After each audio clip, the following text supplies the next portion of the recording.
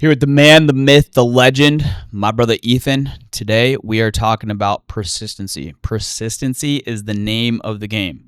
The only business that matters is the business that stays on the books for 9 months or longer. So Ethan, what are some tactical tips everybody can take away from this training to apply to their business to have better persistency and be more profitable in their sales process? Yeah. So first off, just breaking down like what even is persistency. So persistency, it's like the number of clients that actually stay on the books, right? And that's what matters. So we're not here to just sell a policy, get some fake dopamine, post in the group chat, and then like look cool for the boys. Like we're here to protect families. We're here to get paid. We're here to build a strong book of business, right? So the number one thing, like the reason most agents struggle with chargebacks and a poor persistency is because one, in the beginning, they don't set the right expectations with the client. So what I mean by that is a lot of agents will go through the process kind of just like bum rushing through the whole thing without explaining to the client just staying on the phone, listening to them, where if you kind of take a step back, set the right expectations with the client and being like, hey, this is what we're going to do. This is my job. From here, we're going to be submitting like a request for coverage, right? We're not here to get you approved. We're not here to just see if we can get you approved, right? So that's like a big mistake a lot of new agents make just so they can get that fake dopamine. But really what we're here to... Don't close the software. Yeah, never just shoot for the approval, because what does that do? Nothing. That causes chargebacks. That doesn't help the family. So also carrier complaints. Yeah.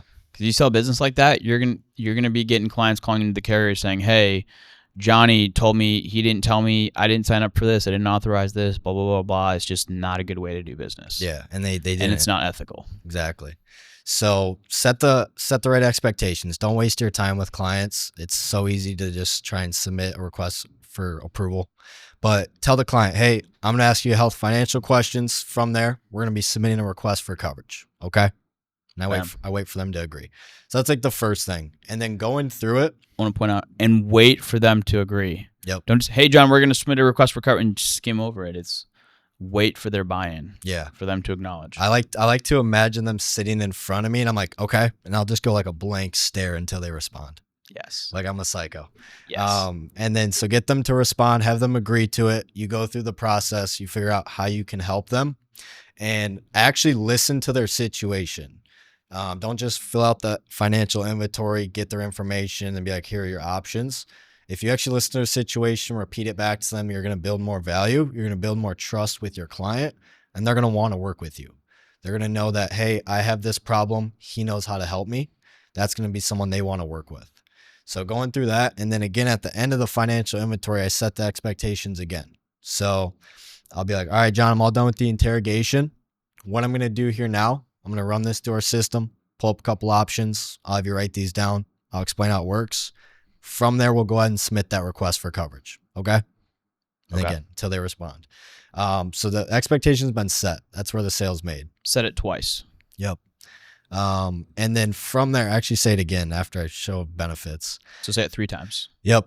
And then from there, as far as like your persistency goes, it comes down to actually in the application as well. So again, like a lot of agents are kind of just like trying to fill out the application and submit the deal. Like they're nervous, but like be a real person. You're literally sitting here and you're taking time to actually help somebody in their family on the worst day of their life.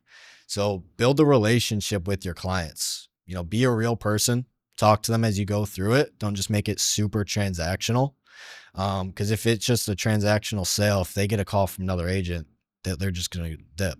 So build a real client or build a real relationship with your client as you go through the application. And Can I stop you there? Because it's important. Because I see one of the biggest things I see agents struggle with is they're either just going through the motions and they're too robotic or they're too jittery. Yeah. Nervous. So what are some ways that you've helped yourself be genuine and really just be involved in the sales process without zoning out or getting nervous and just be present with that family? Dude, so biggest thing I'd say for new agents is like, obviously a lot of agents, they like mess something up on the application or like they're super nervous or something like that. And they think they have to like hide it and put on like a persona. just be a real person. Like if you made a mistake or whatever, be like, oh, hold on, Mary, I accidentally typed this in wrong. Let me like adjust this. They're like, oh my God, like what do I do? Like they're freaking out. Just like talk to the person, tell them what's going on. Yep. So I like to do that. And then, as far as getting to know them, like I just keep the conversation going. And then when it comes down to getting the information I need for the application, I don't make it sound like, hey, I just need this for this. I make it sound like it's part of our application. So like maybe they're talking about something that happened in the past, and then like when they had some health issue or whatever, I tie it into like a question I need, if that makes sense. Give me an analogy. So maybe they're like, yeah, like back when I had like the heart attack, I was out of work, blah, blah. Maybe you need to know what they did for work or whatever. Okay, yeah, what did you do for work? Like something like that. Got it. You probably already would have had that information, but that's just an example. Sure. And then so going from there, as far as once you get through the process, like just be fun with them. Have them like make it more fun than what it is. Like insurance is boring. Make jokes, make it fun. It doesn't have to be some bland conversation. Show like your personality on the phone, and clients will want to talk to you, want to be, have good energy, really is what it comes down to. And then at the end of the sale, it's the most important part of tying down the client and making them understand that you are their guy. So it doesn't matter what you say, just if they can get to the conclusion that you're their guy, you're their agent. Like, have you ever called a client and they're like, they wouldn't give you any information? All they said is they're going to call their agent. Yes. Probably those are the worst clients. Yep. For you. But yes. Guess what? It's the best clients for you when exactly. you're the one who sold them as the agent. So like, that's what you want. If your clients are out there, they're getting calls from other people, they should be that client for other agents calling them. No, I'm talking to my agent. What's the security code? Like, or just immediately blocking them. One thing that I sold a couple of this past week, and one thing I did, instead of giving them a security code, just to keep it simpler, I told them, hey, so anybody calling you, there's a lot of fraud going on, there's scams. Unfortunately, that's the world we're living in. Anybody that calls you claiming to be from my office or regarding the insurance company, ask them if they have the last 4 digits of your social security number. If they do not have the last 4 digits of your social, hang up on them immediately, forward me their number, and I can give them a call. Yeah. So instead of giving like a whole security code, or I lost the code, or I don't know what the code is, just last word of the social. Yeah. Boom. That's fire. I like that. I'm going to have to switch that. But yeah, I do the same thing. Like I give them the code, just whatever, give them something. But at the end of the day, when I'm telling them, it's like, Mary, anybody else calling you, they are not with me. I'm the only one assigned to you. So anything you need, reach out to me. It's even better. I'm the only one going to be calling you. Nobody else. Yeah, just super simple. Yeah. And then if you go through that, you check all those boxes, they understand now that you're their guy for life. You're going to get a much higher persistency. And then what it comes down to, because I had a really solid persistency last year. I think it was around like 90%. Let's go. So what it comes down to is majority of the chargebacks, when you sell the right way, it comes down to just people missing payments. I had a client the other day I had to call. She missed her payment. She got a new bank account. She completely forgot to call me and get it set up. So with just like keeping an eye on your book of business, following up to your clients, reaching out, always call them. Hey, John, looks like that last payment didn't go through. What day works for redraft? Just be assumptive. That's how I always do it. Always call your chargebacks. Yep. Yeah, I just called a lady last week. I helped her 3 years ago. And she just she switched bank accounts, and she forgot to switch the premium over. Wrote her another application, $3,000 sale. Yeah, that I would have never gotten if I didn't call her back. Yeah. And it was off of a text too. I texted her. So yeah, calling through your chargebacks. You said because industry average is about 20-30%. Okay, so let's say even 20%. How much did you issue pay last year? $442,000. So 442. Let's do the math on that. Okay. Times 0.20. Okay. So 20% of that is $88,000. Okay. And then divided by 2. So you made an extra $44,000 just by increasing your persistency by 10%. It's huge, bro. Were you making 44 grand before you came into insurance? No.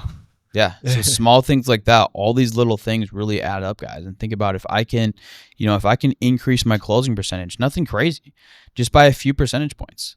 If I can increase my persistency by just a few percentage points, it makes a world of difference. Yeah, I think a lot of agents get lazy because they got the dopamine hit. They closed the deal. They got to post it in the chat and they got hyped up. So now they're just looking for that next deal to post in the chat. But it's like, bro, follow up with your clients. Or even worse is when an agent sucks at underwriting.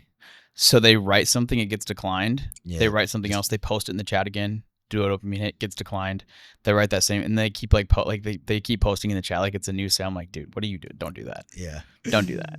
Anything to get hyped up.